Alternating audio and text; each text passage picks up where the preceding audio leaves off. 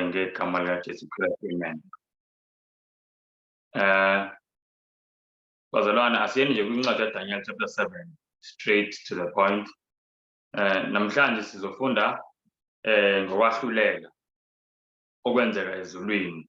Now, abanye bethu bake bezwe, abanye bethu bakaze bezwe ngokuthi kunokwahlulela okwenzekalayo phambi kokuthi uJesu aqhamuke. You know, sengithe asiye kwincwadi kaDaniel chapter 7. But I just want to show something before mhlawumbe sekuncwadi kaDaniel chapter 7. Le ndaba nje okwahlulela. Ukuthi ukwahlulela kaNkulunkulu kukabili. Oqala khona ukwahlulela la uNkulunkulu siyinikeza umuntu omunye ngomunye umvuzo ngokwemisebenzi yakhe. Siyabona leyo nto. Leyo sithi uNkulunkulu is executing i-judgment. Siyabona leyo nto. And then kube khona la uNkulunkulu esahlola imisebenzi yomuntu ukuthi ngomuphi umvuzo umfanele lo muntu. Lapho sithi uNkulunkulu uya-investigate. So khona le-state ezimbili. Siyabona bazalwane. Nakhona nje amavesi ambalwa engifisa sokubuke because istudy sithi namhlanje la kuDaniel chapter 7 siveza ukuthi lokhu kwahlulela lokhu okuqala kwenzeke phambi ukuthi uJesu abuye oqala nini kahle hle. Yonke nje lento yabonakala nancwadi kaDaniel chapter 7 but sizoyibona before Daniel chapter 7 we Daniel chapter 7. Let us go rather go Revelation chapter 22. Kunento nje simple engifisa siyibuke.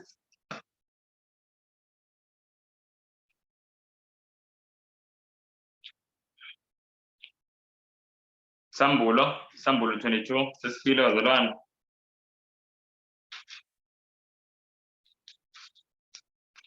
Verse 12.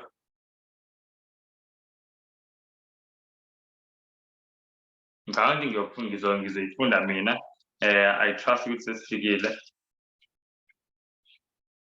UJesu okhulumayo uthi bheka ngiyeza masinyane nomvuzo wami unami ukumnika yilowo nalowo njengokomsebenzi wakhe. Ake siyicabange siseni le bazalwane. Uthi uJesu uyeza. Uza nini? Uthi uza masinyane. And then uthi yini ayiphethe mayiza? Uthi uJesu uphethe umvuzo. Uzonika umvuzo yilowo nalowo ngokwani ngokwemisebenzi yakhe. So ukuthi umvuzo uhambisana nani? Nemisebenzi. Kuyazwakala bazalwane. But uJesu uthi mayiza akazange kuzohlola imisebenzi. Uza seyizonikeza abantu umvuzo. Ngamanye amazwi ukuhlolwa kwemisebenzi lokho kwahlulela la kuhlola imisebenzi yabantu kusho ukuthi kumele kwenzeke nini ke? Kumele kwenzeke before uJesu abuye noma ngesikhathi uJesu abuya noma after seyibuyile. Ngoba uthi uJesu mayibuya uza nomvuzo. Kucacile bazalwane ukuthi ukuhlolwa kwemisebenzi ukuthi ubani ofanele omuphi umvuzo. Lokho kuhlola kumele kwenzeke before uJesu abuye. Kumele kwandulele ukubuya kaJesu. Kuyazwakala. Angenze sibonele ngothishala. Uthishala ingane uma ukuthi zibhale mhlambe i-exam, i-test. Zabhale exam, i-test izingane and then uthishala uthi leli phepha benilibhala selikumina. Now ngumsombuluko ngoMonday ngizoza mangifika ngoMonday wonke umuntu othole i-distinction ngizomipha ifoni, ngizomnikeza ngimthengele ifoni. Angenza nje isibonelo sithi isikolo la izingane azinawo amafoni ziyayihluphekela nje. Athi wonke umuntu othole nje i-distinction othole mhlambe over 80% konke lokho ngizomnikeza ini ifoni. Now uthi uzobanika ngomsombuluko ifoni. Seyizona bazalwane umuntu othole i-distinction okusho ukuthi ke bazalwane ukumaka kwamaphepha ukuthola ukuthi ubani othole i-distinction ubani ongayitholanga kumele kwenzeke nini. Kusho ukuthi kumele kwenzeke before umsombuluko. Kuyazwakala bazalwane. So ngendlela efanayo futhi nokubuya kaJesu kumele kwenzeke nokwahlulela ukuhlolwa kwemisebenzi yabantu kumele kwenzeke phambi ukuthi uJesu abuye. Ngoba uJesu mayebuya ubuya nomvuzo ukunikeza yilowo nalowo ngokwemisebenzi yakhe. Kuyazwakala bazalwane. I hope that is very very clear. Now ake sibuke mhlambe amanye amavesi ayiveza le nto sinincwadi kaLuka kuLuka 21 mhlambe siqale kuLuka 20 Luka 20 yaveza lapha zalwane ngalamavesi la ambalwa ukuthi uNkulunkulu kunokwahlulela akwenzayo noma uthanda mawufuna ukuhlonisa kahle ngathi akubona ukwahlulela uthi ukuhlola kodwa ukwahlulela uku-investigator siyayibona leyo nto njengoba nje abantu babiye enkantolo kusuke beya kwini kwi-judgment siyabona leyo nto and then bazozwa-ke manje isentence ekugcineni sekuhloliwe yonke into. Incwadi kaLuka chapter 20 ake siyibukeni.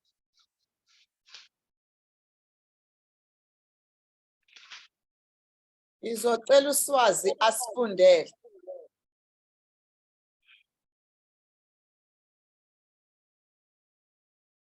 All right, amen, amen. Ngiyabonga kakhulu makhona osengasifundela.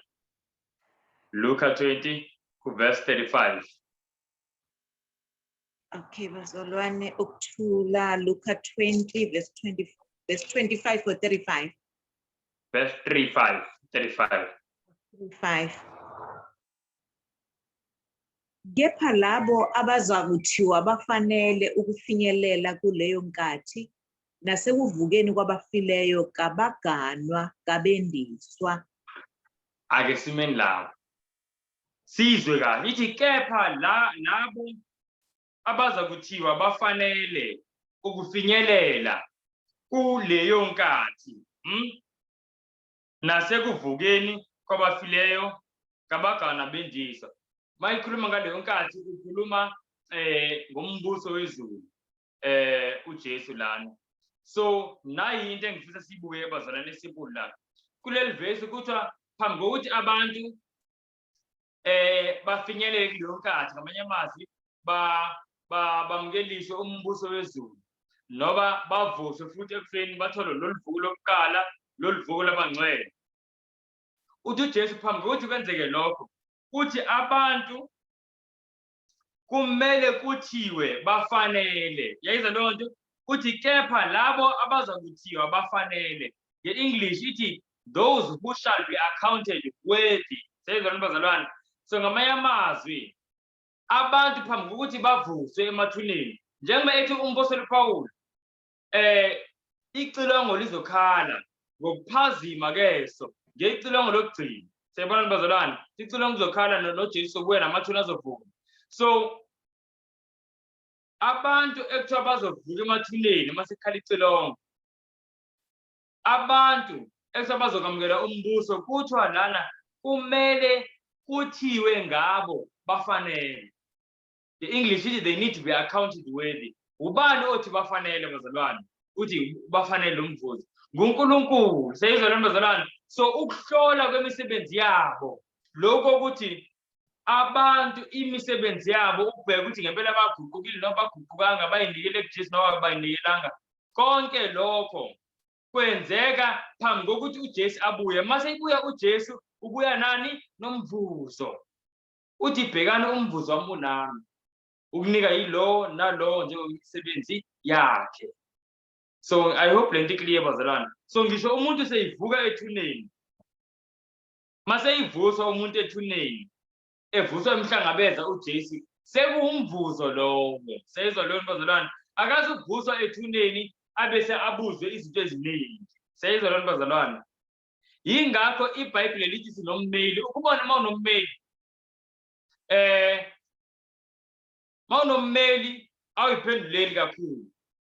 Umuntu okukhulumelayo ubani ummeli. Mawufunda kwincwadi kaJohane wokuqala kwincwadi kaJohane wokuqala chapter 2 verse 1 ithi bantwana abancinane lokho ngikubhalele nina ukuthi ningoni ukuthi kodwa ukuma ubani uyona akazi ukuthi sinommeli onobaba uJesu Kristu. Sayizwa bazalwane. So sinommeli onguJesu Kristu. So nguJesu osimelayo nguJesu osiphendulelayo. nguJesu osimelayo nguJesu osiphendulelayo. And uJesu mayibuya ubuya nomvuzo wakhe ukunikeza yilo nalowo njengomsebenzi. Okay, I think clear lokho bazalwane. Now ngifisa lokhu sikubone nakwincwadi kaDaniel chapter 7. Abantu abaningi bayitshela ukuthi incwadi ekhuluma kakhulukazi ngalokho asihlulele esikhuluma ngako lapha kwincwadi kaDaniel kuDaniel chapter 8 lokwahlulela lokhu kokuhlola imisebenzi phambi kokuthi uJesu abuye. Abantu bayitshela ukuthi kuDaniel chapter 8 kodwa incwadi ekhuluma kakhulu kahle kahle ngalokho kwahlulela esifunda ngako manje kuDaniel chapter 7 sizoyibona. Before Daniel chapter 7 last verse ngiyiverse nje lento ngoba ngiyafisa. Do you know bazalwane ukuthi lento esifunda ngayo yinto eyimfihlakalo abantu abaningi abayazi.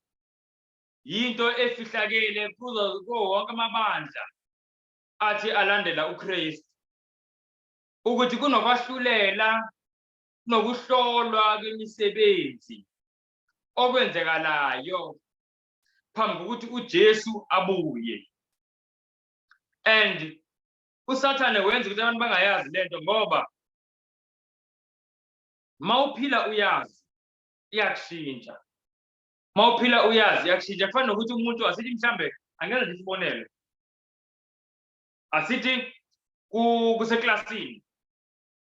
Now la kule klasi uthishala unikeze izingane amaphepha. Enikeze izingane amaphepha izingane ziyabhala.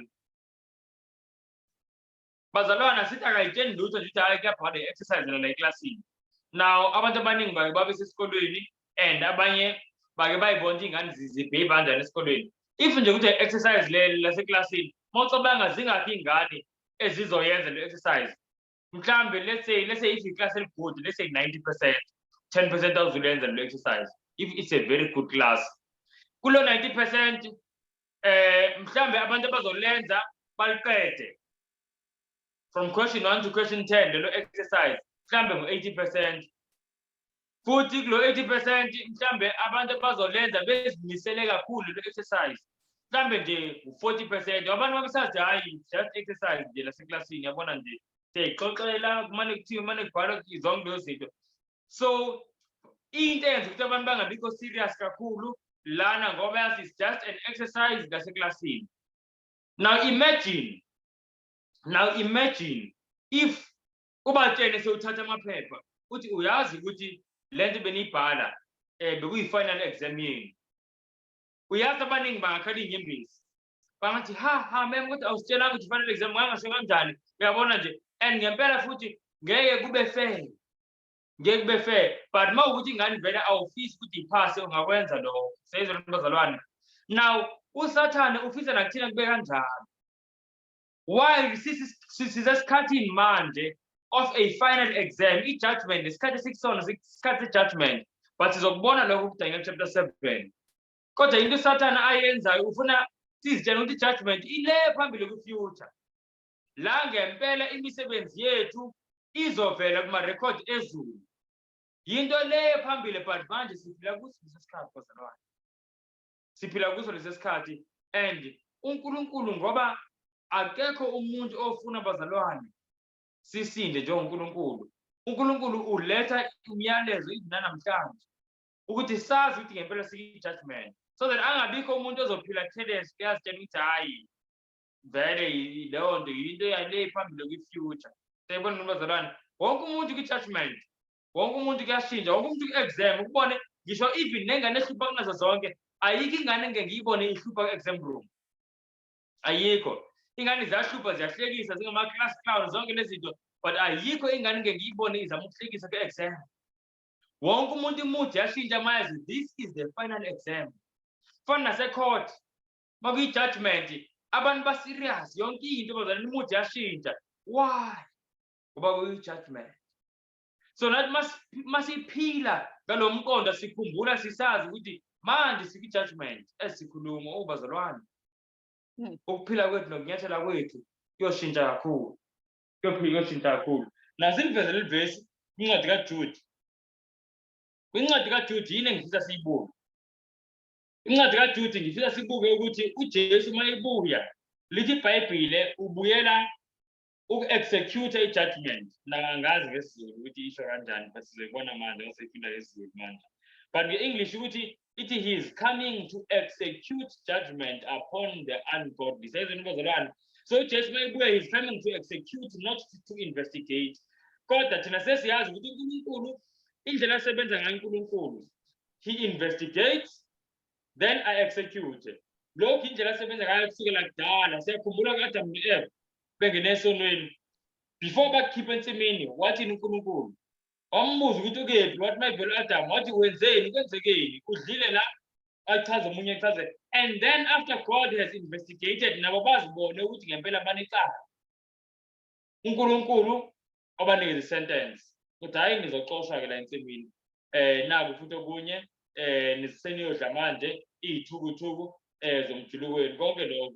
So that was the sentence. Siyakhumbula la kuCain noAbel before amxoshe uyambuza ukuthi wenzeni, bazalwane. And then mase investigate uNkulunkulu athi nayi sentence. Again siyakhumbula nakuSodom naseGomora, ngiyayithanda kakhulu esiSodom naseGomora. Nkathi uNkulunkulu ezolibhubhisa iSodom naseGomora, siyamazi ukuthi uthini bazalwane. Mawufunda kuGenesis chapter 18, mhlambe singayibhala phansi abafuna ukubhala. Chapter 18 kuverse 20, uNkulunkulu ukhuluma noAbraham. Kusukela verse 20 nje ohle nayo. Uthi uNkulunkulu ngizohlola ukuthi iSodom lenze ngempela njengalokhu engikuzwayo yini ngemisebenzi yabo. Uthi mawukuthi kwenze njalo lizobhubha, mangenjalo right akho inkinga. uNkulunkulu waseyazi ukuthi yini ekhona eSodom naseGomora. But uNkulunkulu lento yokuhlola phambi ukuthi execute a judgment, lento ukuthi investigate before execution, uyenzela thina kuze angabikho umuntu ozothi uNkulunkulu unfair. Sayize lo bazalwane. Just imagine. Ngicela si imagine lo before sifunde Jude. Asithi bengishayela imoto, nawe ushayela imoto, and then sicollide imoto zethu zishayisane somewhere, mhlambe kwi traffic circle zishayisana. And then ungibeka icala ngikubeka icala kube yileyo nto. Mase kuyokhulunywa icala uthi uyafika uzo appearance court case, mina ubungishayisile, yimina futhi oyijudge, ngihlele back judgment seat, and wena ubushayise mina bese ngithi mina hayi ngoba ngiyijudge futhi bengikhona la ngiyazi ukuthi wrong, leli cala alizukhulunywa, alivalwe nje icala, uguilty, uzokhokha imoto yami, next case. Sebona leyo nto ungazizwa kanjani? Ungaba frustrated, ungafeel ngathi hey kudilwe very very unfairly. Sayize bazalwane. So into engenza ukuthi ube satisfied nge-judgment, nge-sentence, is if i-judgment ihambe nje kahle, investigate kahle ukuthi hayi cha nakho umthetho, nakho hayi umuntu avela hayi cha ngiyijudge ngoba ngiyijudge ngiyazi angizo-investigate lutho kuyadlula. Sayize bazalwane. So uNkulunkulu wenzela thina ukuze sibone uNkulunkulu ufair. Because iBhayibheli lasitshela ukhumbule encwadi kwabaseFilipi chapter 2.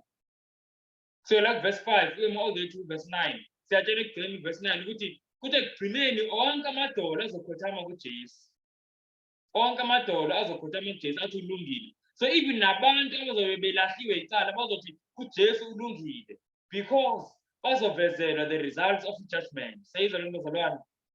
So uNkulunkulu i-judgment uyenzela thina, hayi yena ngoba yena seyabona already. I mean uNkulunkulu ubone konke even before kwenzeke. Now ngifisa sibukeke lo asenahleli kuncwadi kaJude manje. All right. Incwadi kaJude chapter 1 mase sifikile mhlambe singafunda ku verse 15 no 16.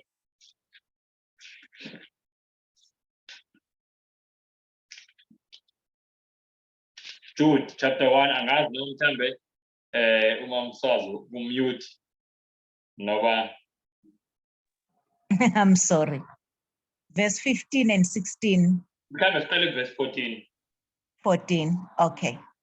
U-Enoki ongowesikhombisa kusukela ku-Adam waprofetha ngabo wathi, bheka, inkosi iyakufika nabangcwele bayo abayizigidigidi ukuze yahlulele bonke.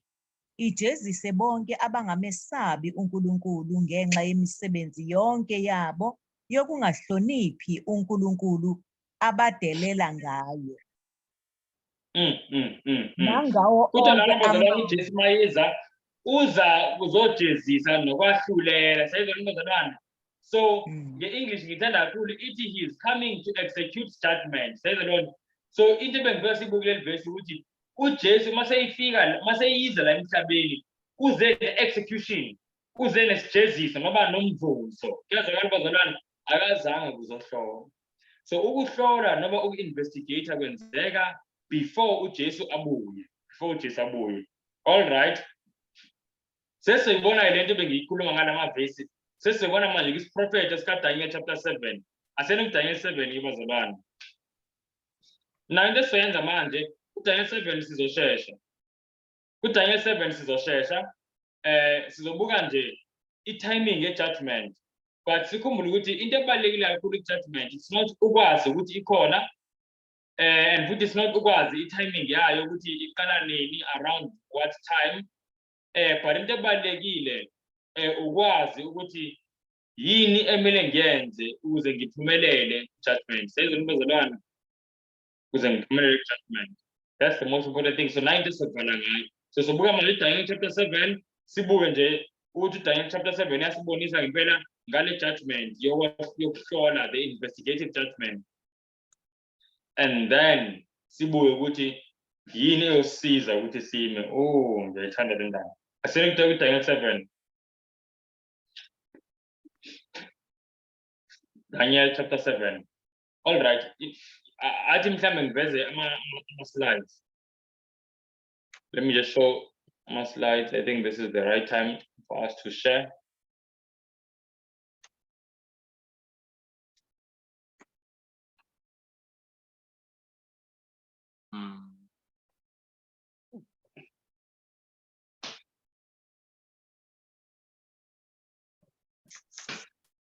Now bazalwane like chapter 7 mhlambe nje kwabe bengazi besifunda ngalezilo ezine. Ngiyanqena ukubuza imibuzo ayithi ngingabuzi. Lezilo ezine besifunda ngazo bazalwane last week and the previous week. So I hope ngomusa kaNkulunkulu sesiyaqonda ukuthi lezilo ezine zimeleni.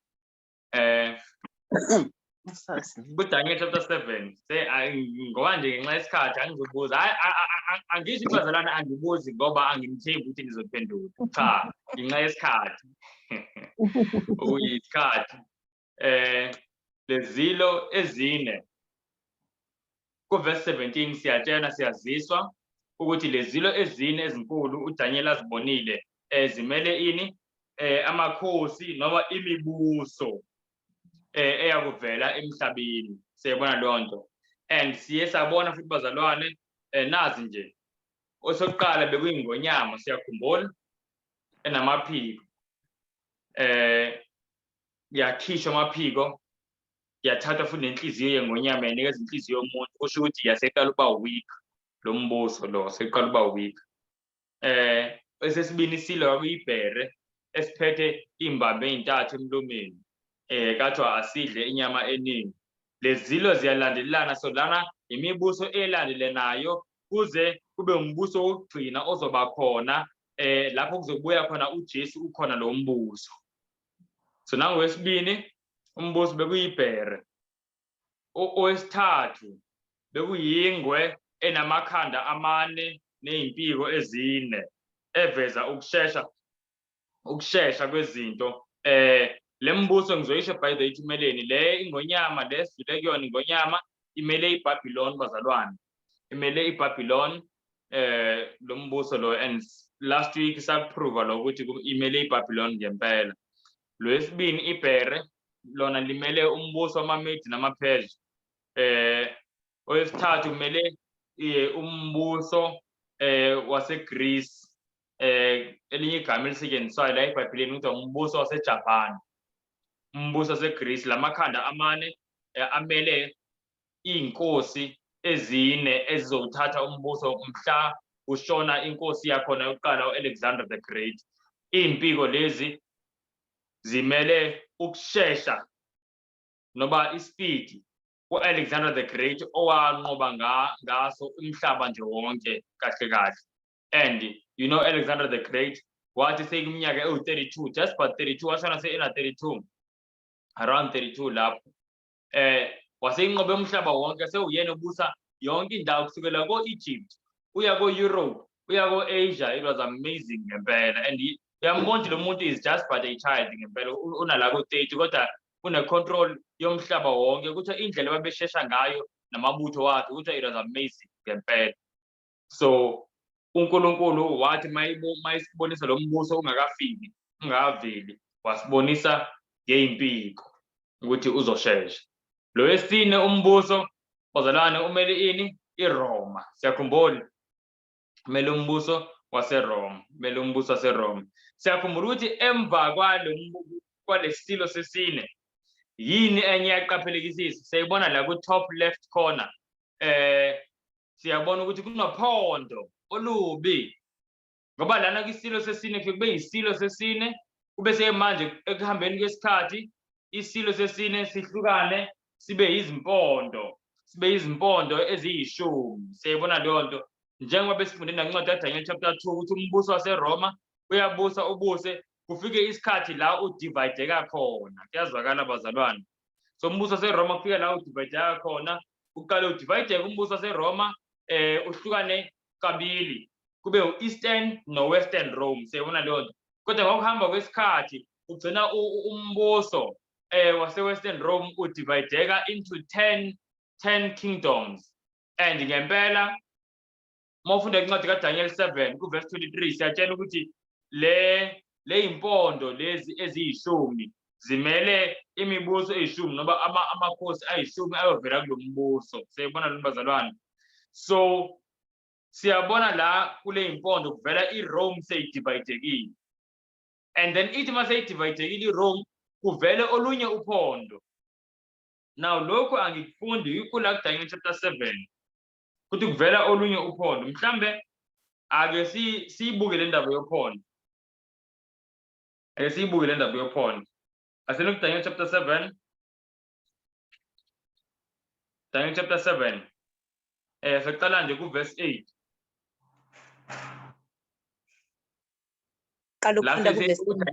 Seyibuke yonke imibuso. Umbuso oqala iBhabhiloni, owesibini Medo-Persia, owesithathu Javani iGreece, owesine iRome. Impondo iRome seyihlukene seyihlakazekile.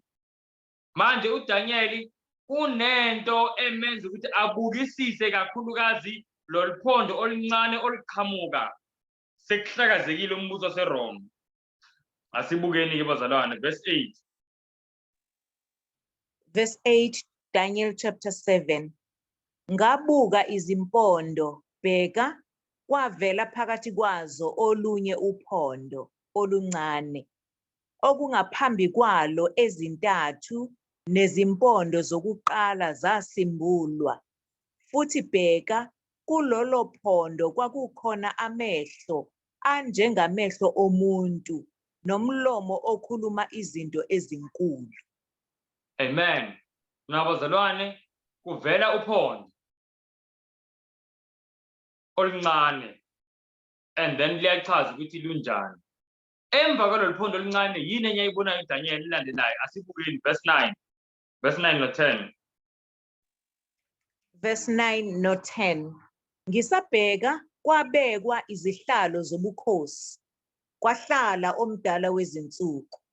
Izambatho zakhe zazimhlophe njengeqhwa, izinwele zekhanda lakhe zinjengoboya bezimvu obuhlanzekileyo. Isihlalo sakhe sobukhosi sasingamalangabi omlilo, amasondo aso engumlilo ovuthayo. Verse 10. Umnonjana womlilo wavela waphuma phambi kwakhe. Izinkulungwane zenkulungwane zazimkhonza, nezinkulungwane eziyishumi nezinkulungwane eziyishumi zazimi ngaphambi kwakhe. Kwahlala abahluleli, izincwadi zavulwa. Hey, asibuyeni order ke bazalwane. After uDaniel ebuka ini uphondo oluncane, yini enye into ayibonayo? Uthi lana ubona izihlalo zobukhosi zabekwa. Into obona kabekwa izihlalo zobukhosi, kwahlala omdala wezinsuku. Then imchaze ke omdala wezinsuku. Ibese ichaze nokuthi futhi kwakumile phambi kwakhe abamkhonzayo. Seyibona leyo nto? Ibale isitshene nenani labo labamkhonzayo futhi abaministerisha kuyena. Lapho ikhuluma ngani ngeyingilosi. Ibese ithi ke manje ku verse 10 kwahlala abahluleli izincwadi zavulwa. Ku English ithi the judgment was set and the books were opened. Says lo nto bazalwane. So into esiyitholayo yenzakalayo after uphondo oluncane kuqala ukwahlulela ezulwini. And kunokwahlulela yini esetshenziswayo izincwadi. Kubuka izincwadi ezithile. Nasizozibuka lezi ncwadi kancane nje. Kafishane nje. So kubuka izincwadi ezithile. And lento sinesiqiniseko ukuthi yenzeke ezulwini. You know why? Ngoba njengoba ikhuluma ngokuthi while i-judgment isenzeka kukhona abami phambi kwakhe abamkhonzayo. Kuyazwakala abazalwane. Uma ngaba mhlambe yinto eyisenzeka la emhlabeni. Mayisenzeka la emhlabeni into ezoyenzeka uJesu mayibuya. Akuzube kume abantu phambi kwakhe bemkhonza. uJesu mayibuya kuyobe umhlaba uhlukene kabili njengoba kuhlukene izimvu nezimbuzi. And bakhona abazobhubhiswa ngenkazimulo yokufika kwakhe. Bakhona futhi abazohlithwa nabanye bazovuswa emathuneni. Siyibona lo bazalwane. And then ithi iBhayibheli sizohlala nayo uJesu emafini sibe naye naphakade. Ayikhulumi nge-worship service ezobe isenzekala ngaleso sikhathi. Cha. But la iBhayibheli elikhuluma khona ukuthi uNkulunkulu uyakhonzwa ikephi? Isezulwini. Njengoba nama ufunda kwincwadi yeSamuel chapter 4 uyakhonzwa uNkulunkulu njalo ile inkulungwane zale ingilosi ukuthi aziyeki ziloke zikhuluma zithi ngcwele. Siyibona lo bazalwane. So lento esiyibona la ku verse 9 no 10 yenzekala kephi? Ezulwini. Nale incwadi zivulwa kwephi? Ezulwini. Zivulwa ezulwini. Now ake sibuke ukuthi yini elandelayo after ukuvulwa kwale incwadi nalokwahlulela okwenzeka ezulwini. Cela sifunde uverse 11, not verse 11. Asiye ku verse 13. Ku verse 14 na ku verse 14. Verse 13 and 14. Ngabona emibonweni ebusuku, bheka, kwafika namafu ezulu onjengendodana yomuntu. Yafika komdala wezinsuku, yasondezwa phambi kwakhe. Yanikwa ukubusa nobukhosi nombuso ukuze bonke abantu nezizwe nezilimi bayikhonze.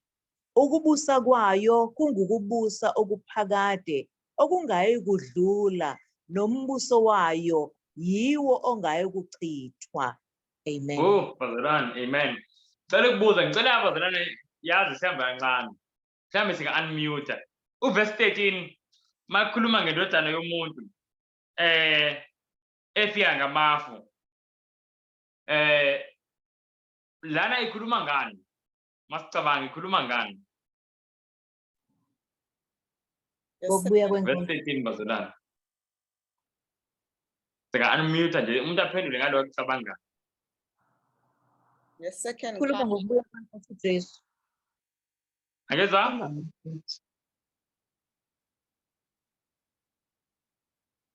Angezwa bazalwane? Second coming kaJesu. Okay, second coming kaJesu. Okay. Okay bazalwane. Kunento bese sike sayifunda, sisazoyifunda futhi mase sifika kuDaniel chapter 8. uJesu Kwi-second coming usuke eya kuphi? Usuke esuka kuphi eya kuphi?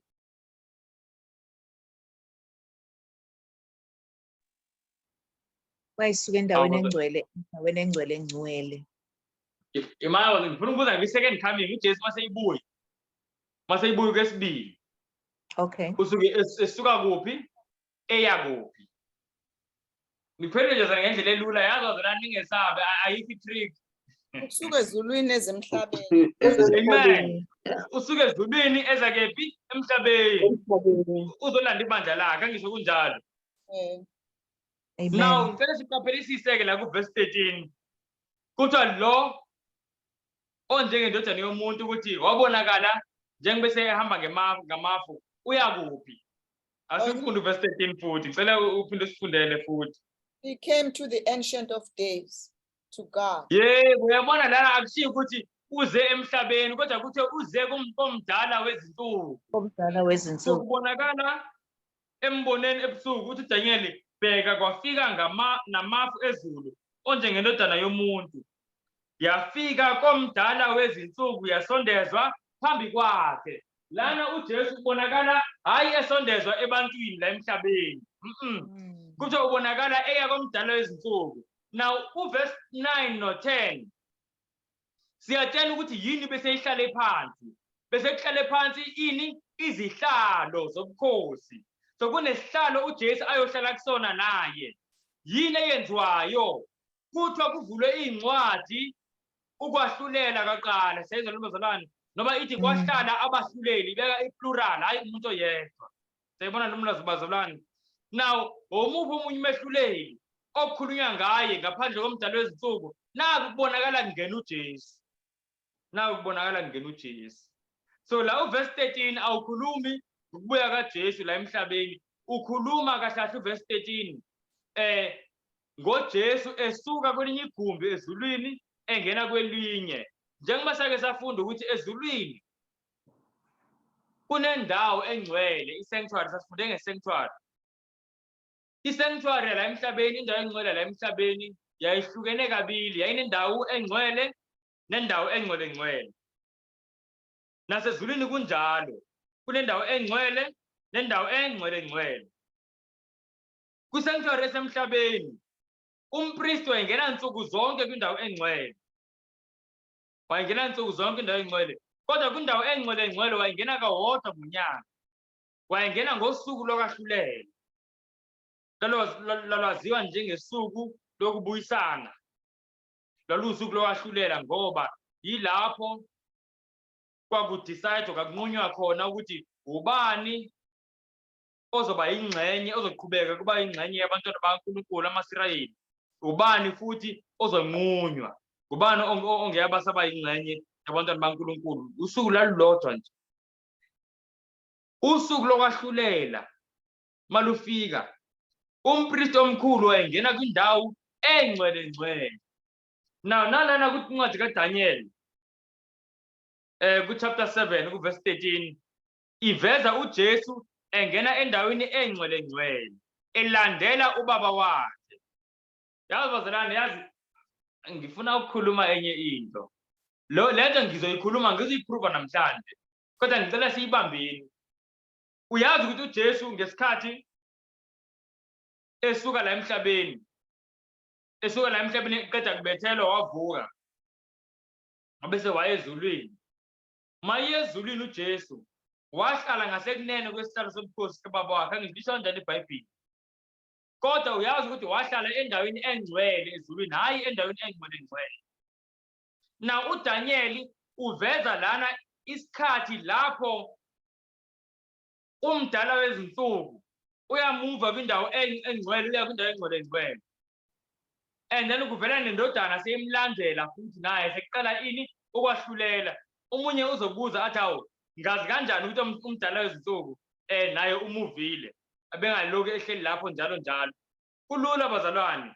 Leyo sitshela la iBhayibheli mawufunda incwadi kaDaniel chapter 7 akhumbula isifunda ngetrone lakhe. Mhlambe ngicela silifunde leli verse libalekile kakhulu. Kuthiwa uverse 9. Ngicela sifunde uverse 9 mhlambe ngomswazi. Verse 9. Ngisabheka kwabekwa izihlalo zobukhosi Kwahlala omdala wezinsuku. Izambatho zakhe zazimhlophe njengeqhwa. Izinwele zekhanda lakhe zinjengoboya bezimvu obuhlanzekileyo. Isihlalo sakhe sobukhosi sasingamalangabi omlilo. Amasondo aso engumlilo ovuthayo. Asimeni lapho. Ebazalwane, ngicela ukubuza. Yeyiphi into esiyitholayo la esitshenayo ngempela ukuthi isihlalo sobukhosi somdala wezinsuku ngathini asikho sendaweni eyodwa siyakwazi ukumuva. Yeyiphi into esiyitholayo kuleli verse? Ngicela si-unmute siphenduke. Kunento esitshena la verse 9 ukuthi lesihlalo sobukhosi somdala wezinsuku asihlali endaweni eyodwa. uDaniel njengoba usibona vele sesila kwindawo engcwele kodwa akakusho yena lokho sizokubona kwi-chapter elandelayo. But manje kunento asibonisa yona leyo nto iyona esazisayo ukuthi ngempela lesihlalo asihlalanga endaweni eyodwa. Yeyiphi into bazalwane esitshena lokho? Amasondo. Wheels. Kodwa isihlalo sobukhosi sinani? Sinamasondo. Kushuthi siyazi ukuthi isihlalo sobukhosi somdala wezinsuku senza njani? Siyakwazi ukumuva.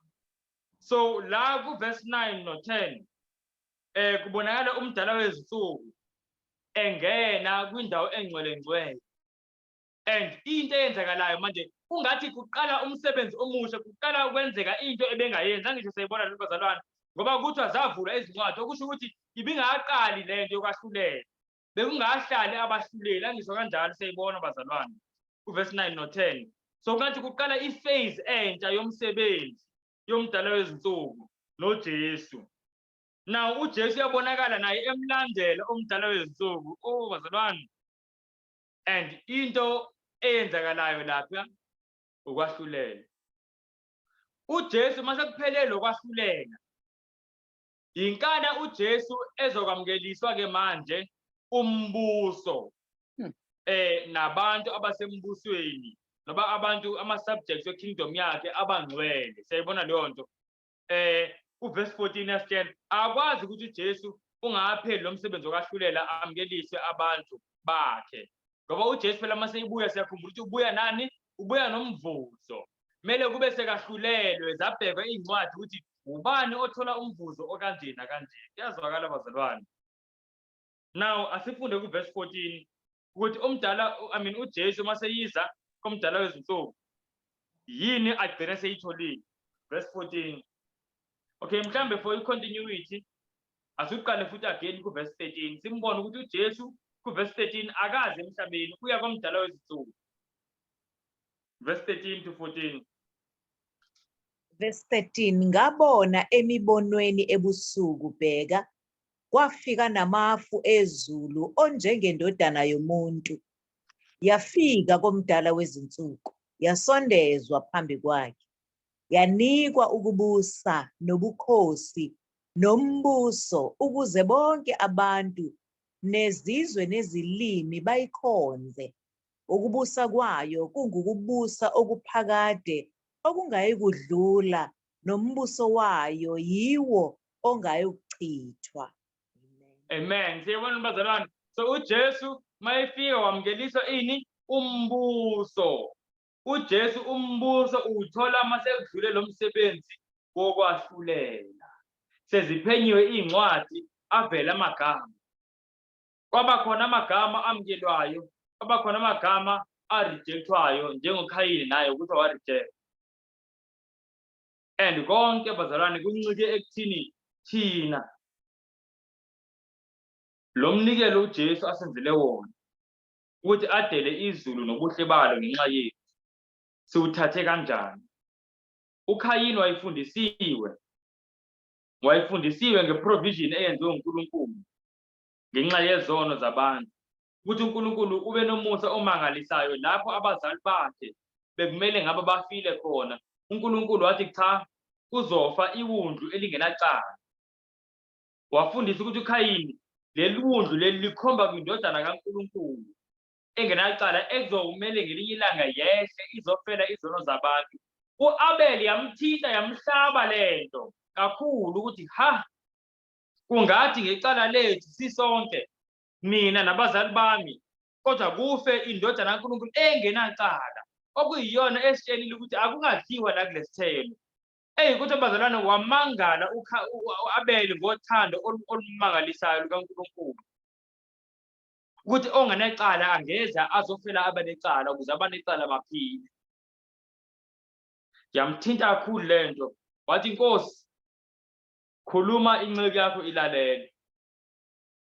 Waziswa ukuthi hayi cha, ukuveza ukholo lwakho kuJesu Kristu, kule ndodana kaNkulunkulu, nangumhlabelo uzolokuwenza. Ulokethi khuluma Nkosi inceke ilalele, ngoba manje into emthintile kulolu thando olumangaliso olungaka kaNkulunkulu. Akafisi ukuzenzela okwakhe, ufisa ukwenza lokhu okufunwa uNkulunkulu. Akamenzeli uNkulunkulu okufiswa uyena uAbeli esikhundleni salokhu befiswa uNkulunkulu. Wafika uKhayini yena eyizwile nje le ndaba le ukuthi hayi, ngizwile ukuthi hayi uzozindodana kaNkulunkulu izofa, yebo. Kodwa-ke mina bengifisa ukuthi esikhundleni salento uNkulunkulu ayicelile, ngimnikeze le engiyifunayo mina, econvenient kumina, engeze ingisokolise kakhulu. Akabambe-ke nangomnikelo uNkulunkulu. Lithi iBhayibheli uNkulunkulu akahloniphanga umnikelo kaKhayini. And bazalwane, kuvuko lokuqala labangcwele uKhayini ngeke simbone. Reason being akathintekanga uthando kaNkulunkulu lwamenza anikele konke, anikele ingqondo yakhe nomzimba wakhe nenhliziyo yakhe konke kuNkulunkulu. Wahlala yena enengqondo yakhe, athi nami nginengqondo yami ngiyayicabangela, naku mina engibona ngathi ku-right. Kanti uAbeli wathi angisenangqondo. Umuntu onginqumelayo eyami ingqondo ingqondo kaJesu. Ingakho umpostoli uPawulu uthi mayibekini le ngqondo yayoKristu Jesu. Beka eceleni yakhe ingqondo, thatha ingqondo kaJesu. Uma ngabe uJesu uthi yenza kanje, noba umhlaba wonke wenza ngenye indlela, yenza kanjalo njengoba uJesu eshilo. Kunjalo nje bazalwane, kodwa uKhayini wenza ngeyakhe indlela. Lana ikhuluma ngalo kwahlulela bazalwane, kuzobe kuhlolwa ukuthi ngubani oye wazinikela kuNkulunkulu ngokuphelela, hayi ngomlomo. Abantu abaningi bayinikela ngomlomo, hayi ngomlomo.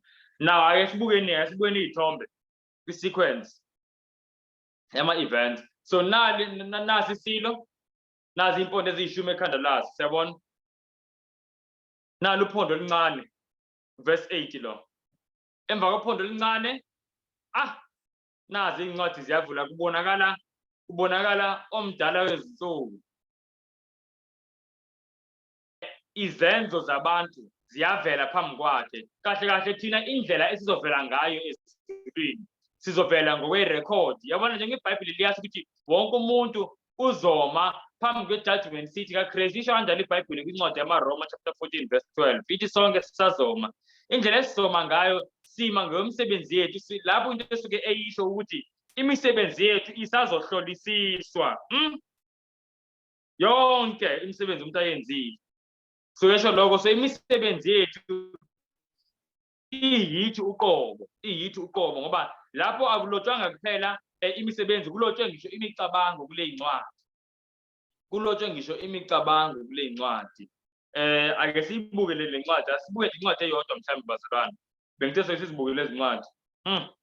Okay, before sezincwadini ngifuna ukuveza nje le sequence quickly. So siyabona ukuthi kuvele uphondo oluncane kwase kuvele ukwahlulela. Now nazi izikhathi zale mibuso. iBhabhiloni ibusa ngalesikhathi 605 to 539 BC. Kuyaqhubeka kuze kufike kwincwadi kumbuso waseRoma lo ukugcina. Obusa kuze kube ngu-476 AD. Ngo-476 AD yini eyenzekalayo? Yilapho sewuhlakazekile umbuso waseRoma ngempela seyimibuso eyishumi. Seyizwa leyo nto 476 AD. UBC lo siyawubona bazalwane, yingoba phambi kokuthi kufike uKristu iy'nsuku zibalwe kanjalo ukuthi ngu-before Christ, then lezi ezingu-AD after uJesu seyifikile. Ake siyibambe nje kanjalo. Now okusho ukuthi njengoba ukuhlakazeka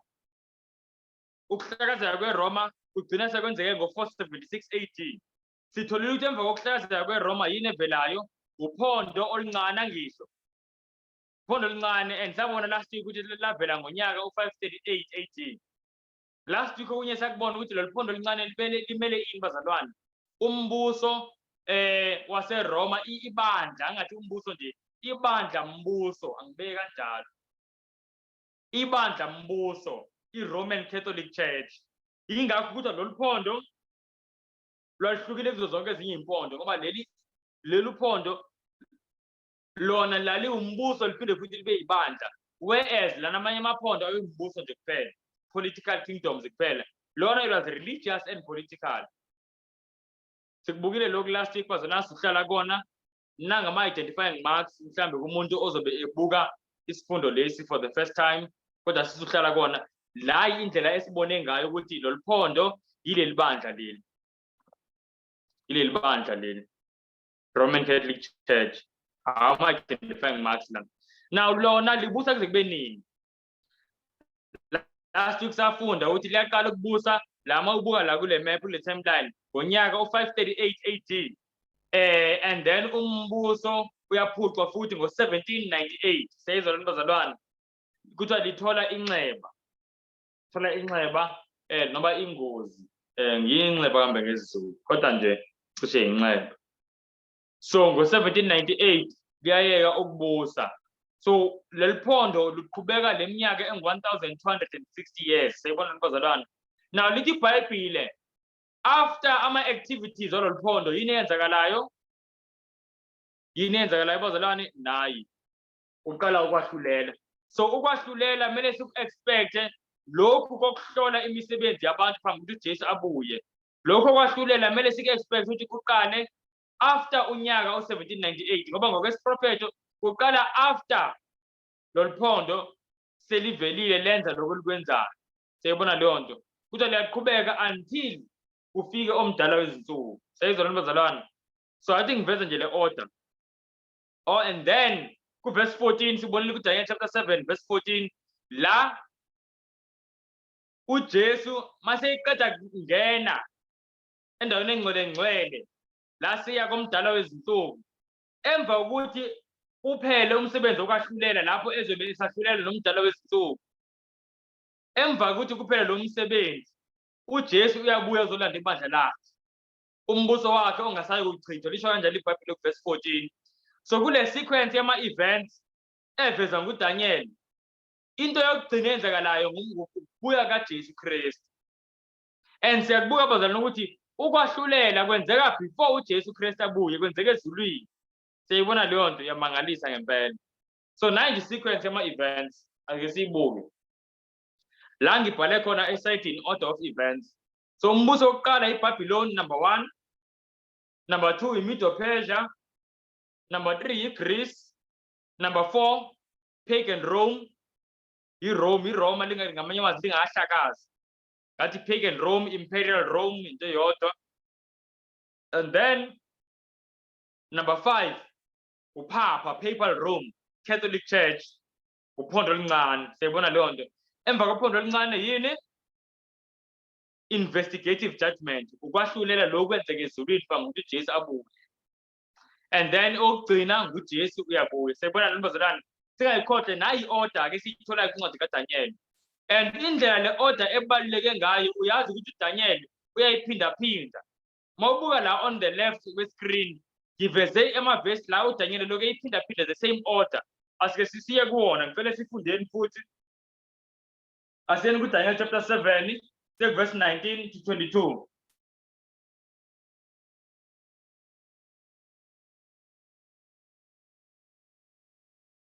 Angazi noma mhlawumbe ukumute ngiyacabanga. Verse 19 to 22. Thank you, Bob. Ngase ngifuna ukwazi iqiniso ngesilo sesine esahlukile kuzo zonke zazo, esesabekayo kakhulu, esimazinyo aso ayeyinsimbi, nezinzipho zaso ziyithusi, esasidla, saphula, sanyathela okuseleyo ngezinyawo. nangezimpondo eziyishumi ezazisekhanda laso nolunye olwavelayo ezawa phambi kwalo ezintathu. Lolo phondo olwalunamehlo nomlomo owawukhuluma izinto ezinkulu, olukubonakala kwalo kwakukukhulu kunezinye. 21. Ngisabheka lolo phondo lwalwa nabangcwele lwabahlula. 22. Waze wafika omdala wezinsuku. Abangcwele bophezu konke banikwa ukwahlulelwa. Kwafika isikhathi sokuba umbuso ube ngowabangcwele. Hallelujah. Sayenza lembazalwane. So siyathola again i-sequence kuvela ku verse 19 no 20 isilo sokugcina nezimpondo eziyishumi and then kungene nakuphondo oluncane. Verse 21 uthi lolu phondo oluncane lilwa nabangcwele.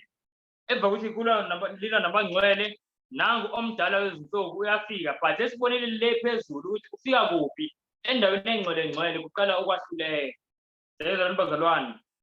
And then iyaqhubeka ithi kwaze kwafika kwisikhathi la abangcwele bawamukela bawuthatha bona umbuso.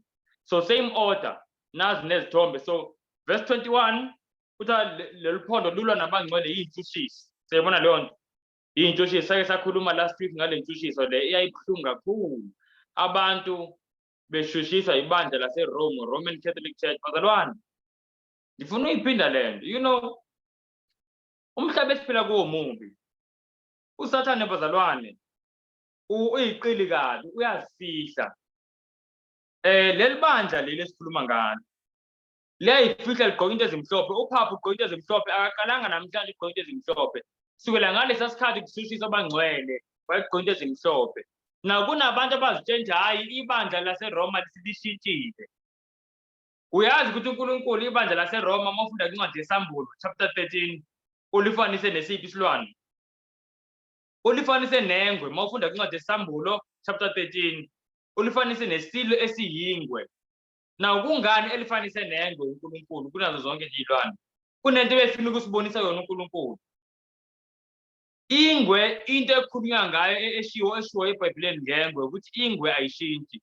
Mawufunda kuJeremiah 13 verse 23 ukuthi ingwe ingawashintsha amabala wayo yini na? Seyizwa leyo nto? Amazi ingwe ayishintshi.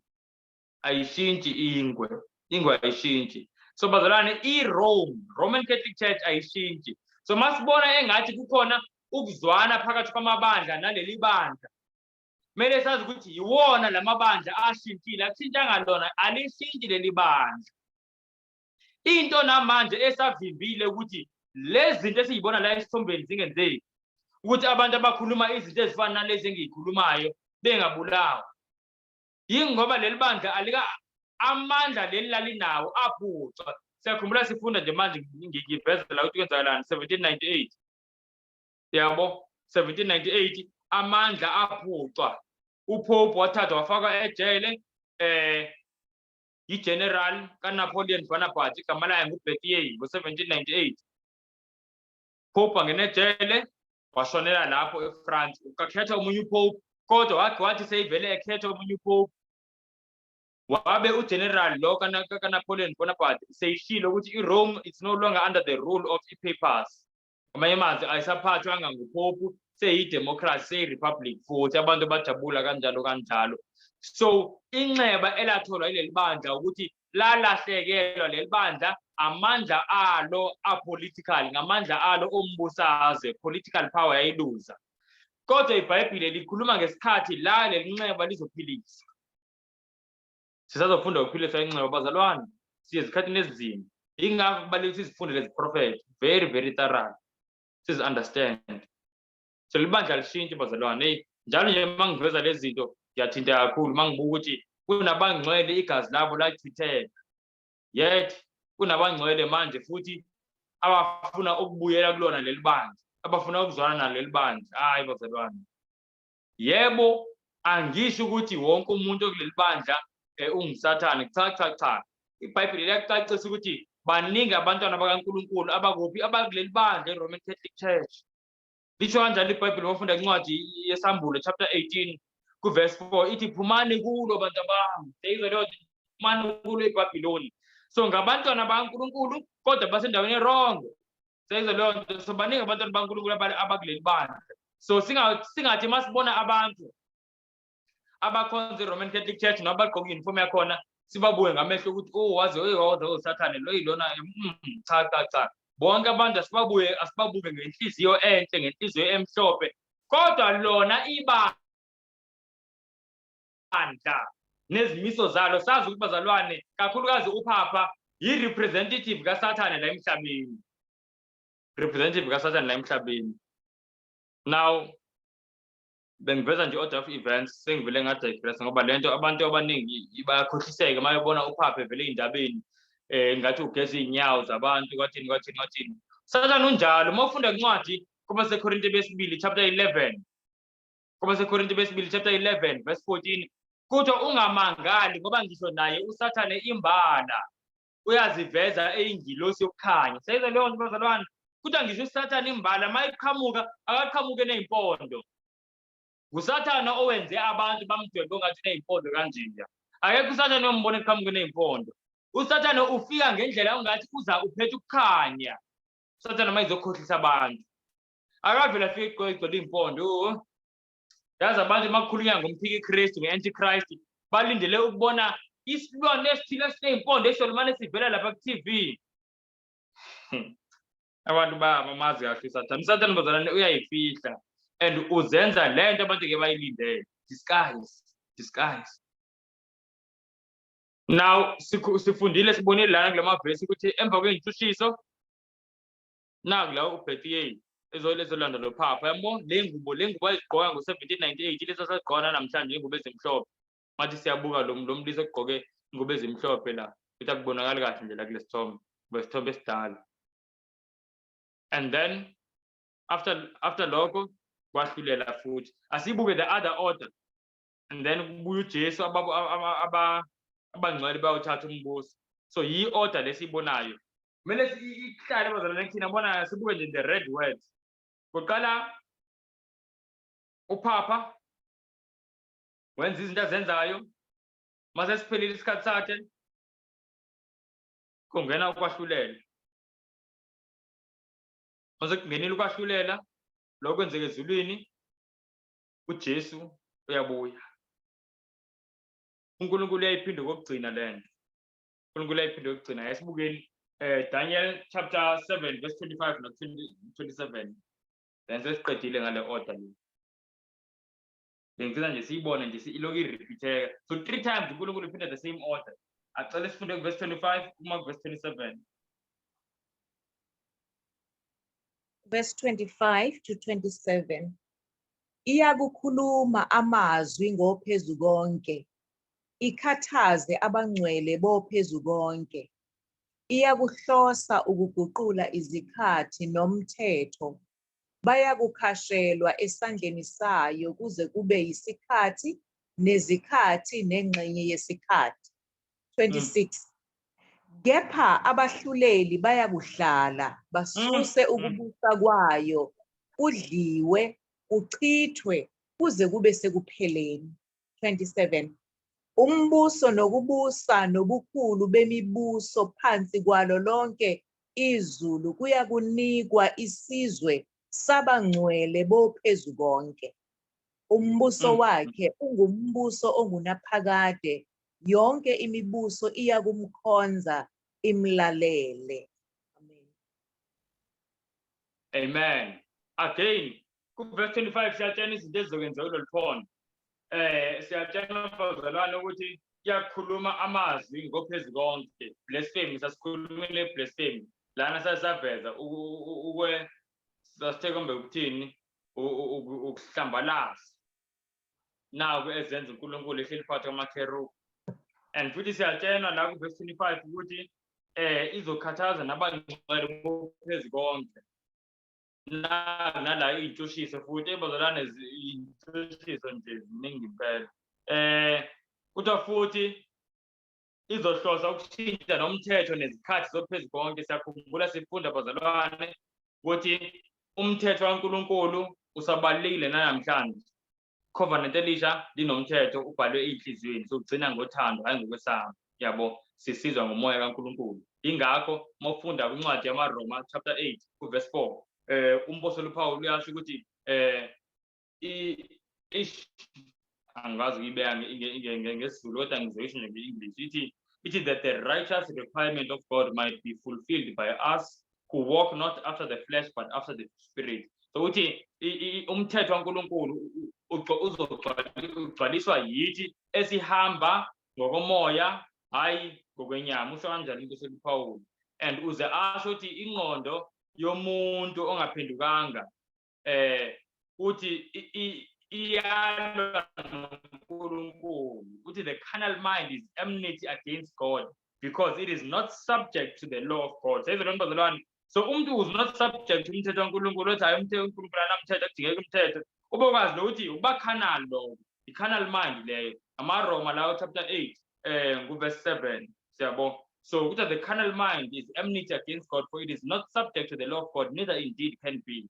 So yeah, so umthetho kaNkulunkulu ubalulekile namanje and lana isiprophetho lesi esivezayo ukuthi kunomthetho kule mithetho eyishumi kaNkulunkulu uNkulunkulu ayikhulume ngomlomo wakhe wayiloba ngomunwe wakhe kunomthetho uPhapha azozama ukushintsha ezohlosa ukushintsha ukuthi lo mthetho uphathelene nesikhathi ngoba kuthi uzohlosa ukushintsha umthetho nezikhathi zikaNkulunkulu kuyazwakala bazalwane and ngempela naku la ngivezile abafihli ukuthi bashintshile from isabatha from Saturday to Sunday baze bathi Sunday is our mark of authority. Sunday usuku lwelanga, it's not the day of the Lord, it's the day of the sun yabo. The day of the Lord is the Sabbath. Sazi kanjani ngoba noJesu uyasho ukuthi indodana yomuntu iyinkosi yesabatha.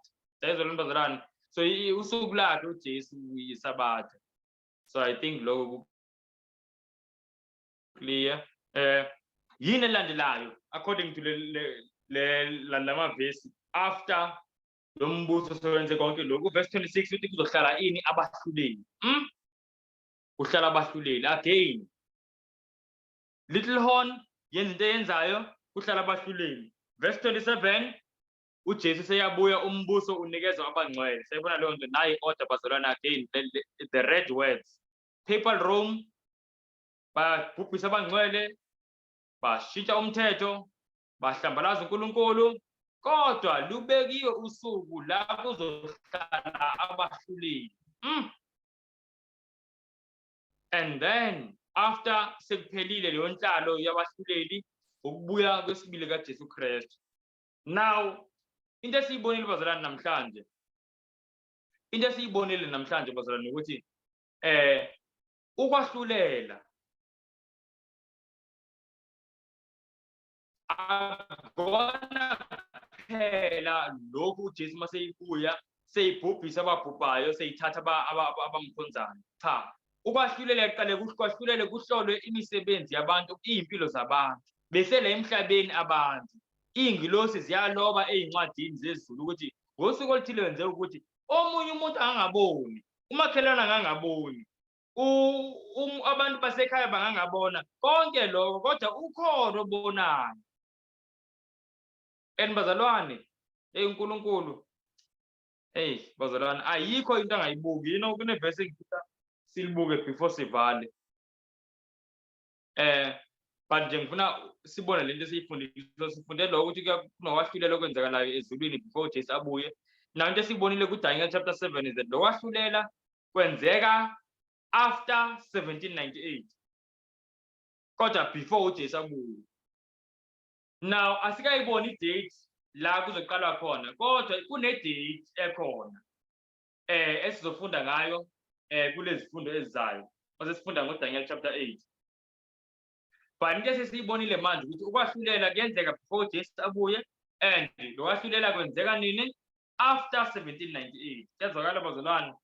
Now sake sakufunda lo kwahlulela na uNkulunkulu siyakuphinda ukuthi uNkulunkulu usazokuphinda ukuze si-understand nawo bazalwane ngizosho singakafiki kuleso sikhathi sokuthi sibone idate lokwahlulela lokhu sekuyenzeka already sekunesikhathi ekuqaleni lokwenzeka ezulwini before Jesu abuye. Njengoba uJesu manje sibona ukuthi izinto ezenzakalayo eminyango ziyaveza ukuthi isikhathi sesiphelile uJesu bazalwane seyizophuma kuleya ndawo engcwele ezulwini azolanda ibandla lakhe. Njengoba kunjalo kumele sazi ke bazalwane ukuthi ukwahlulela sekuphambile ngempela la emhlabeni. Sekusemaphethelweni kahle kahle. Sekusemaphethelweni. Uyazi ukuthi kwindawo engcwele, kwi-sanctuary le la emhlabeni, umpristi mase ingene kwindawo engcwele yayingasekho enye indawo angaqhubeka angene kuyona kusuke sekuphelile ama-services akumele awenze for lowo nyaka for insindiso yabantu. Seyizona bazalwane, uyazi ukuthi namanje njengoba nje ngisho ukuthi uJesu lapha ezulwini sewangena kwindawo engcwele ezulwini. Lokho kumele kusitshene ukuthi bazalwane ney'ndawo zokuthi uJesu amane ephume engena kuzona ezulwini seziphelile. The next thing yenzekalayo bazalwane ukukhala icilongo. Jesu yaphuma kwindawo engcwele uze emhlabeni uzolanda ibandla lakhe. Ikazakala bazalwane. Hey, I hope bazalwane lento siyayiqonda nje impela. Now, just one verse engifisa silibuke bazalwane. Asiyele incwadi kaJeremiah. Before sivale indaba yokwahlulela. Incwadi kaJeremiah chapter 17.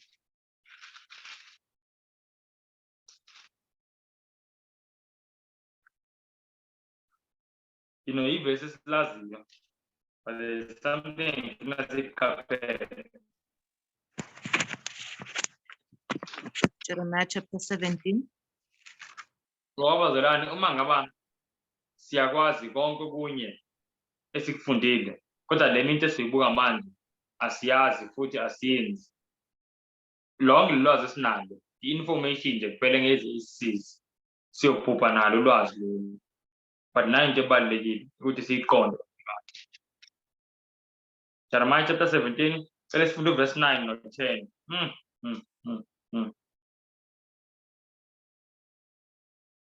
Chapter 17, verse 9 and 10. Inhliziyo iyakhohlisa ngaphezu kwako konke, futhi imbi. Ngubani ongayazi na? Verse 10. Mina Jehova ngivivinya inhliziyo, ngihlola izinso ukuba nginike kube yilo nalowo njengezindlela zakhe, njengezithelo zezenzo zakhe. Awu bazalwane anthanizo lento uyazi uNkulunkulu uqala asibekele isithombe sokuthi inhliziyo yomuntu injani. Uthi inhliziyo iyakhohlisa. Hayi nokuthi yakhohlisa kuphela futhi yimbi inhliziyo yomuntu. Siyazona bazalwane ithi desperately wicked. Uyazi umuntu mayi desperate ukuthi usuke njani. Umuntu mayithi I am desperate for a job. Lapho usuke ethi ngingenza noba umuphi umsebenzi. Siyazona bazalwane. Na uNkulunkulu usebenzisa leyo adjective ukuchaza ukudescribe ububi benhliziyo. Uthi inhliziyo is desperately wicked. Okungathi inhliziyo iloke ilangazelela okubi. Inhliziyo yomuntu. Umuntu mayekwazile ukuphonywa kokubi sokumusa nje kuphela kaJesu. Musa nje kuphela kaJesu. Now nayi ke into ethusa kakhulu. Ngaphandle ukuthi inhliziyo yimbi, ngaphandle ukuthi futhi inhliziyo yakhohlisa. Uthi uNkulunkulu mayahlulela yena. Uthi into uNkulunkulu ayibukayo. Uthi mina Jehova ngivivinya inhliziyo. Omunye umuntu angayitshela ukuthi uJehova uzobuka izenzo. Naku bengisiya enkonzweni. Naku abantu bengibasiza. Ibisithini inhliziyo ngesikhathi ukwenza konke lokho. Sayibona lo bazalwane. Uthi Jehova uvivinya inhliziyo. Ukuthi injani inhliziyo yomuntu. Injani inhliziyo yomuntu, imicabango yakhe. Umuntu yebo emehlweni abanye abantu kungaba ngathi ngumthotho ave ethubekile. Kodwa yena uyazazi ukuthi uyathanda ukubuka. Okunye ukwenzela ukuze abantu babone ukuthi nokuthi. Ngesinye isikhathi inhliziyo indlela seyikhohlisana ngayo lama calculations wokufisa ukuthola i-attention yabantu. Seyiwenza ngisho ungananga nokunaka. Sengasacabanga nokucabanga kube ngathi kuyazenzekalela nje kodwa mawukuthi ngempela unalo iqiniso njalo ntambama uyihlola inhliziyo yakho uyakwazi ukubuka ukuthi Nkosi ngingcolile Jehova uthi kulokwahlulela abazalwane into ayibukayo akona imisebenzi kuphela yebo nemisebenzi ayibuka kodwa nenhliziyo uyayivivinya uNkulunkulu ithini inhliziyo nawo nanga into engizoyenza into engizoyisho uyabona njengoba noSathane lento eyazi lento esifundayo noSathane uyayazi uSathane uyazi ukuthi uNkulunkulu mayehlulela ubuka inhliziyo nayo akabuki nje izenzo kuphela futhi uSathane uyazi ukuthi ngisho noma umuntu uma ngaba umuntu mhlambe angikwazi ukumenza ngimvimbe ukuthi enze okuhle into ekumele ngiyenze ukuthi kwenze sure ukuthi ngempela icala liyamlahla kwahluleleni kumele ngimenze enze okuhle kodwa ngemotive wrong noma ngemotive selfish senze bazalwane ngoba uSathane uyazi ukuthi ayi lo muntu ngiyambona uyathanda ukwenza okuhle but manje into iseyiyodwa into engambamba ngayo inhliziyo angifake imotive ukuthi athande kuloku enconywa ngabantu kube leyo nto nje emqhubayo kakhulu yabo athande kuloku ephakanyiswa ngabantu Sathane uyazi ukuthi hayi manginjalo ngisho noba ngakwenza okuhle kugcwala umhlaba konke but umvivinyo wezinhliziyo uzohlala abuka inhliziyo le nhliziyo le inempakamo anibazalana inhliziyo enempakamo ayikwazi ukungena ezulwini njengoba uSathane into emizapho aphuma ezulwini impakamo nathi inhliziyo enempakamo ngesikwazi ukungena sinayo ezulwini okwesibili uba ngabe uSathane uyabuka ukuthi akakwazi ukumenza umuntu mhlambe enze okubi bayathi usibanwa lo ngimlinga ichaka senze isona esithile akwenza okuthile uSathane the second phase ye-attack yakhe ngoba uyazi ukuthi uNkulunkulu uvivinya inhliziyo uthi hayi ngoba angikwazi ukumenza enze okubi uthi ngimenze acabange okubi njalo senze lo bazalwane ngoba uSathane uyazi ukuthi ngisho noba angaloke eresist ama-temptation konke lokho angakwenza okubi kodwa as long as ecabanga ekuthokozela ukucabanga lokho okubi uhleli umvivinyo wezinhliziyo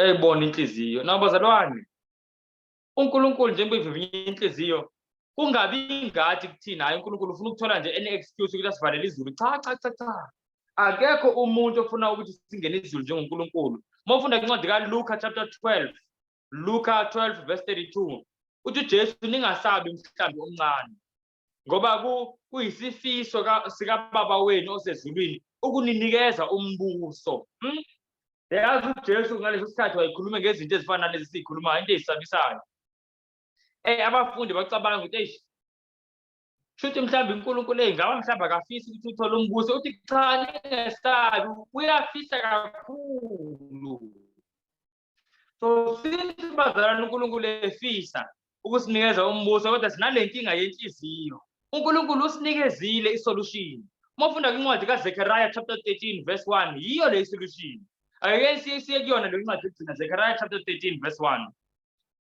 no that's Zechariah 13 verse 1 so uNkulunkulu ufuna singene embusweni kodwa inhliziyo engcolile ayingene embusweni but manje inhliziyo zethu ziyasehlula iphi solution bazalwane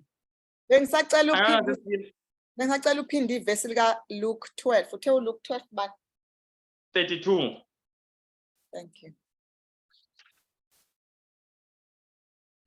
Zechariah 13 verse 1 solution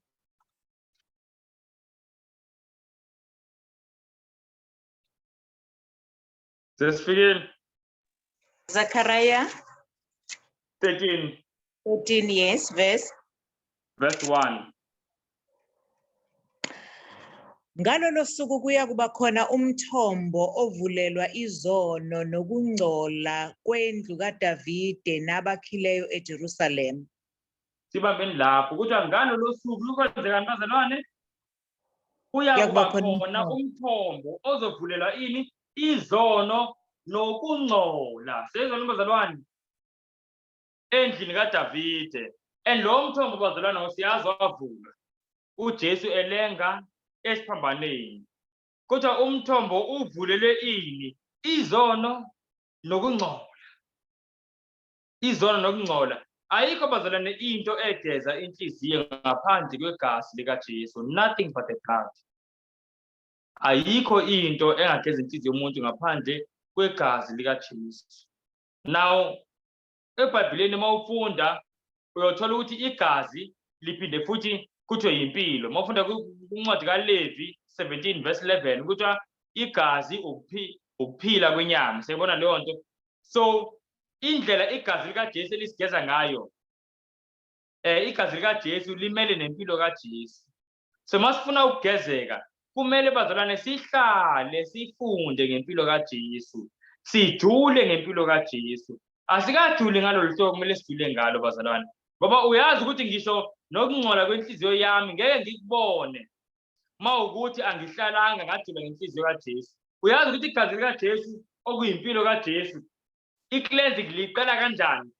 aliqala ngokuthi vele sekusuka ukungcola nje nezono kuqale ku-expose kuqala before into isuke kumele iqale ivezwe seyizwe lona bazalwane uNkulunkulu akuvezele ukuthi yabona la wonakele lana unenkinga but manje indlela obona ngayo ukuthi unenkinga is if uziqhathanisa noJesu operfect ongenankinga into eyenza ukuthi singakuboni ukungcola kwenhliziyo zethu ukuyiqhathanisa nabantu yabona lona bazalwane uyabona emkhumbula umFarisi oyokhuleka ethi Nkosi ngiyabonga ukuthi angifani nabanye abantu abenze ukuthi nokuthi mina ngenza u1 no2 yambuyeyiza leyo bazalwane umuntu nje ezoyincoma emkhulekweni into emenze ukuthi ayincome ayibone iphakeme yingoba wenze njani uyiqhathanisa nabanye abantu njengomze emkhulekweni ukuthi angifani nabanye abantu kanti mase ubuke kuJesu uyaguqa uthi Nkosi ngisize ngoba angifani nawe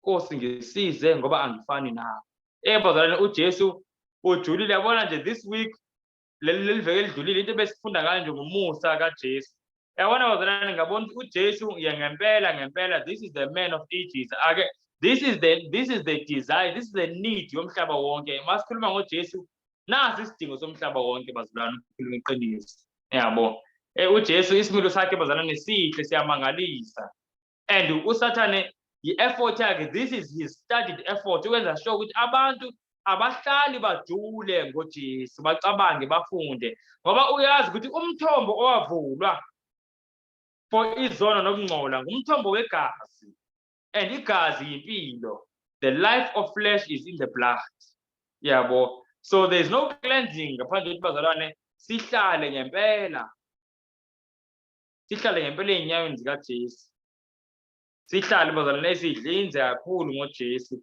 uJesu abe yikho konke kithi abe ukuphila bazalwane angazi ngayibeka kanjani uthi nje uNkulunkulu asize uyazi ukuthi nokuthobeka siyothobeka nendlela esihandlisha ngayo izimo bazalwane yabona mawufunda uJesu ngendlela wayibekezelela ngayo uJudas uyoyibuza ukuthi ngubani engingangambekezeli ngubani engingathi ungone ngalo lihlobo ukuthi ngingathi ayisengiqedile ngayo uyozibona nje ukuthi ayicha impela ngingcolile Nkosi mawukuthi kodwa uyafunda ujule ngakho ubone izinto uJudas wayizenza ubone iresponse kaJesu yabona bazalwane this is the man of ages ngempela akekho umuntu ofana noJesu but siyabizwa ukuthi manje ngenxa yegazi lakhe asifane naye and akhona bazalwane namandla egazini ukugeza zonke izono wonke amabala kodwa kumele singene kuligazi kumele siyifunde impilo kaJesu ngiyanxusa bazalwane ngoba esikhuluma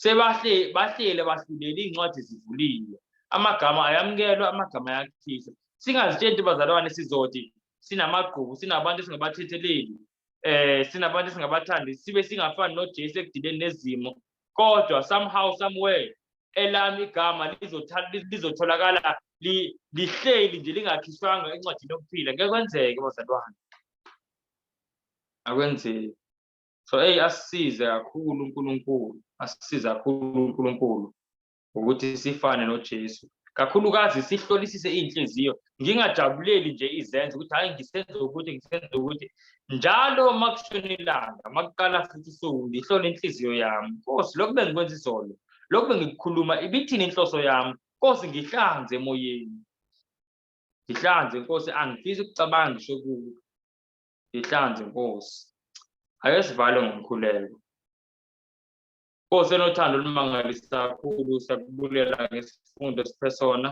siyabona Nkosi i-order yama-events kusukela Nkosi kwiBabylon uya kwi-Media Persia uya kwi-Greece nakwi-Rome nakuPhapha Nkosi umphiki Kristu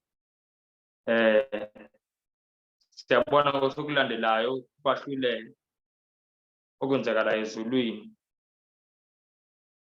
siyathuthumela Nkosi ezinhliziyweni zethu ngoba siyabona uba singcolile kodwa at the same time Nkosi kukhona Nkosi ukuvuya kakhulu sibona uba kukhona umthombo ovulekile ongahluleki okuthiwa ususa onke amabala and even purpose yawo lo mthombo siyaxelelwa Nkosi elizwini lakho ukudila nje nesono nokungcola ayikho enye into Nkosi yezulu kuyamangalisa kakhulu siyakubulela ngomthombo ovulwe at such a great cost Nkosi kuyaveza nyani ukuthi uyafuna Nkosi silingene izulu kuba ngaba Nkosi ungavula umthombo akekho kuyo yonke imithombo iyavula abantu bayadrilla Nkosi ama-borehole zonke izinto ziyenzeka kodwa akukho umthombo okwavulwa ngale cost okwavulwa ngawo lo mthombo siyakubulela kakhulu Nkosi yezulu siyakubulela it's amazing Lord we really thank you kakhulu for this fountain evuliwe ndiyacela Nkosi singene Nkosi nami ngicela undincede kakhulu ngenhliziyo yami sincede sonke Nkosi we need cleansing kakhulu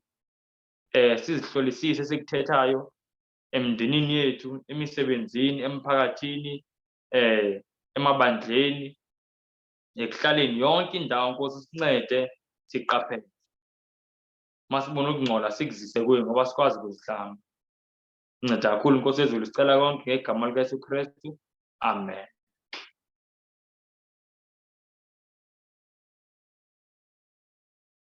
Amen, bazalwane.